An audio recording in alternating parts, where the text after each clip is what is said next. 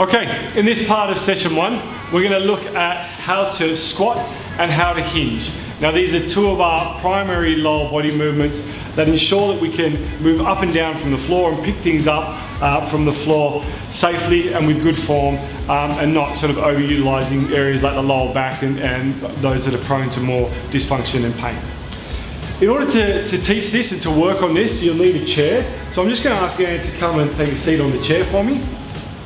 And the reason we use the chair is because it forces us to push our hips back and down, and then when we stand up, we can't just stand straight up, otherwise we'll lean backwards. What we end up doing is we lean forward. And as we do that, we start to bring our center of mass over the midfoot, and once again, we start to utilize our hips.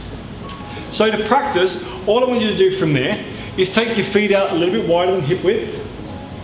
Let's get nice high arches, so you draw the arches of your feet up, try and align the knees right over the top of the feet, and by pushing your knees out slightly, you should start to feel some of the deep hip stabilizer muscles activate through the sort of back of the butt there.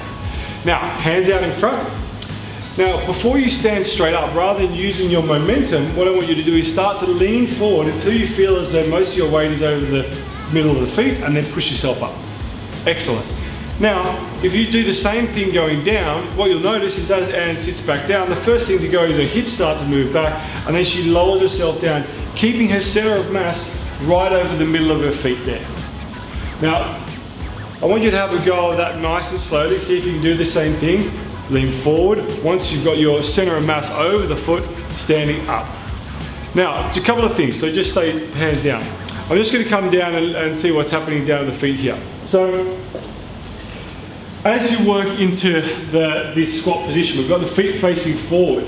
One of the things I want you to focus on is externally rotating the knees. So almost like you're trying to screw your feet into the floor without them turning out. What that does is start to activate some of the deep hip stabilizer muscles, which enables you to keep the knees nice and stable and strong as you move up and down. Otherwise, without them, you just demonstrate how the knees might fall in if you were to squat without them. See, those knees start to collapse inward. That becomes a real issue for the knees, patella, and all sorts of movement function through the knee. So that's pretty much how we squat. So let's just go through one more. Hands up, forward, and pushing up. Nice work. And let's just do one more on the way down. Great. So that's how we squat. Once you master that, you might want to practice a few times, and then you can practice without the chair. The next movement we go through is a hip hinge. Now, when you go to pick something up from the floor, we don't just go down and bend through the back there. You just see as I do that, my back's nice and flexed. What we need to get used to doing is pushing the hips back and getting them working for us and the back of the legs working. Now, if you've got a chair like this, or even if you've got one with a backing, you can just stand to the side of it. What I want you to do is come and stand behind it, put your feet right underneath. Now, one of the key teaching points for a hip hinge is that as your hips go back and you lower your chest down, your knees don't progress forward. So if I ask Anne to push her knees right against the chair there, and then if she was to just perform a squat, so show us a squat.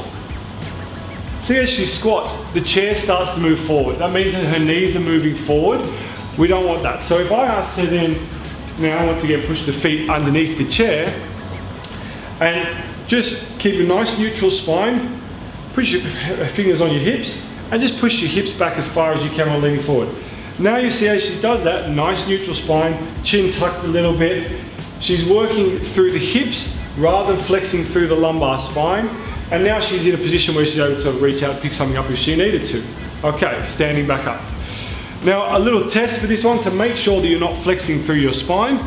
Put your thumbs underneath your rib cage, fingers down on the iliac crest or the ASI, so bony protrusion of your hips there. Now as she goes through her hinge, if that distance between her finger and thumb gets closer together, that means she'll be flexing through the spine. But if that gap stays exactly as it is, that means the spine remains nice and neutral. So with this exercise here, the focus is on little bend in the knees, pushing the hips back and forward. We feel the back of the legs pulling and then coming up. So now you've got two of those key lower body movements that I want you to practice. How to squat, where you're coming down, you've got movement through the ankle, knee and the hip, and then how to hinge, where it's just that focus on the hip. Nice work.